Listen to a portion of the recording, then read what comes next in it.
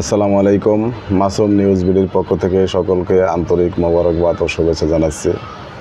আজকের একটি নিউজ নিয়ে আসছি। আসলে কি দিন দিন আমাদের আশা যা করিনি, আশার থেকেও বেশি কিছু আমরা পেয়ে যাচ্ছি। আসলে আমরা এই সরকারকে ভাবছিলাম যে আসলে মনে হয় যে আওয়ামী লীগের কোনো অঙ্গ সংগঠনের লোকজন বলি বা যারা এই বৈষম্য বিরোধী ছাত্র আন্দোলনের সাথে জড়িত ছিল তাদেরকে কোনো কিছুই করবে না এবং সুন্দরভাবে চালাইতেছে, হয়তো এভাবেই চলবে। ইউনূস সাহেব অত্যন্ত ভদ্র মানুষ, আওয়ামী লীগের অনেক লোকজন এটাই ভাবছিল যে আমাদের কিছুই হবে না। এখনও অলিতে গলিতে অনেক নেতাকর্মী আওয়ামী লীগের হয়ে বিভিন্নভাবে হুঙ্কার করতেছে। কেউ বিএনপিতে যোগদান করতেছে, কেউ জামাতে যোগদান করতেছে, কেউ হয়তো আরও বিভিন্ন দলের ছত্রছায়া আছে। তবে জামাতে যোগদান করাটা তো সহজ না, কারণ হলো জামাতের কিছু নিয়মাবলী আছে। হয়তো জামাতের বড় কোনো পর্যায়ে গিয়ে তারা পোস্ট পজিশন পাবে না, এটা তারা ভালোই জানে। তো যাই হোক, আমার আলোচনা সেটা না। আমার আলোচনা হচ্ছে আজকে নুসরাত ফারিয়াকে নিয়ে। এই নুসরাত ফারিয়া কি বলবো তার ব্যাপারে। সে শেখ হাসিনার চরিত্রে অভিনয় করেছে এবং শেখ হাসিনার সাথে ভালো একটা সম্পর্ক ছিল। আসলে কি শেখ হাসিনার সাথে ভালো সম্পর্ক চলচ্চিত্র অঙ্গন বলেন, নাট্যজগৎ বলেন, সবারই ভালো ছিল। কারণ খেলোয়াড় বলেন, কারণ শেখ হাসিনা চাইছিল যে তার যত অপকর্ম আছে, ভালো ভালো কিছু লোকজনকে সামনে রাখা, যাদের ফেস ভ্যালু আছে তাদেরকে সামনে রেখে সে এই ধরনের দুর্নীতি আরও বিভিন্ন ধরনের খারাপ কার্যক্রম করবে।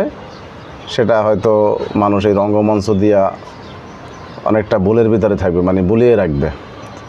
তা আজকে মূলত বিকেলে সম্ভবত 3:30 বা 4টার দিকে হবে, ঢাকা আন্তর্জাতিক বিমানবন্দর, শাহজালাল আন্তর্জাতিক বিমানবন্দর থেকে নায়িকা নুসরাতকে আটক করে। তো তার সাথে তার ওখানে যে ধারাটা ছিল, মানে যে জন্য মামলাটা হয়েছিল, মূলত বৈষম্য বিরোধী ছাত্র আন্দোলনের থামানোর জন্য সে অর্থ যোগানদাতা হিসাবে কাজ করছিলেন। এবং সে তাদের যে একটা গোপন একটা যে গ্রুপ ছিল, ফেসবুক হোয়াটসঅ্যাপ গ্রুপ, সেখানে সে মূল একটা ভূমিকা পালন করছেন।